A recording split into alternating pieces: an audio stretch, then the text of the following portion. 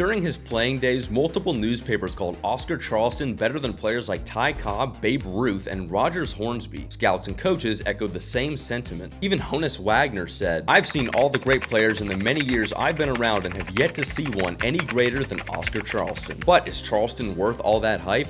Let's find out. Welcome back to Learn a Hall of Famer, a series where I go over every MLB Hall of Famer in alphabetical order, giving you some of their stats and some history so we can all learn more about the greats of baseball. And today we look at potentially the greatest Negro League player of all time, the one, the only, Oscar Charleston. Charleston was born October 14, 1896 in Indianapolis, Indiana. He was given the middle name McKinley because his parents were Republicans and fans of the 25th president. When he was 15 years old, he lied about his age so that he could enlist in the army. He was then deployed to the Philippines and played ball there for the regimental team, and he did the same thing when it came time for World War I, lying about his age to stay consistent with previous reports. He was honorably discharged both times. He actually played for the Indianapolis ABCs before the founding of the Negro National League, and when the league was founded, he signed with those same ABCs, kicking off his MLB career. Oscar Charleston played in the MLB Negro Leagues from 1920 to 1941 for the ABCs, St. Louis Giants, Harrisburg Giants, Hilldale Club, Homestead Grays, Pittsburgh Crawfords, Toledo Crawfords, and the Philadelphia Stars. He bat and threw lefty. He largely played center field. He bat .365 for his career average, scoring 853 runs with 1,209 hits, driving at 855 RBIs while slugging 144 home runs. 48 WAR, .0523 WAR per game, 185 OPS plus, and a .483 advanced on base average. Oscar Charleston was most well known for his otherworldly offensive skill set. Through his first 6 seasons, Oscar Charleston has the same amount of seasons batting in the 400s as he does in the 300s. He has the 3rd highest advanced on base average of all time, ahead of guys like Lou Gehrig and Ty Cobb. He has the 3rd highest OPS plus of all time, ahead of guys like Rogers Hornsby and Mickey Mantle, and he has the 4th highest OPS of all time, ahead of guys like Barry Bonds and Jimmy Fox. Now, I know he has a significantly smaller sample size than those guys, and say what you want about the competition in the Negro Leagues, but greatness is comparative to your competition. William G. Nunn of the Pittsburgh Courier said Charleston has the speed of Carey, the arm of Musial, the brains of McGraw, and the hitting ability of Hornsby. St. Louis Cardinal scout Benny Borgman said, "In my opinion, the greatest player I've ever seen was Oscar Charleston. When I say this, I'm not overlooking Ruth, Cobb, Gehrig, and all of them." In the end, Oscar Charleston has gone down as the greatest Negro League player of all time, only rivaled by one man. Oscar Charleston was elected into the Hall of Fame in 1976 via the Negro League Committee. He passed away October 5th, 1954 at the age of 57 in Philadelphia, Pennsylvania. As always, thank you guys so much for coming to class. I've been Professor Baseball, you've been great, and I will see you next time.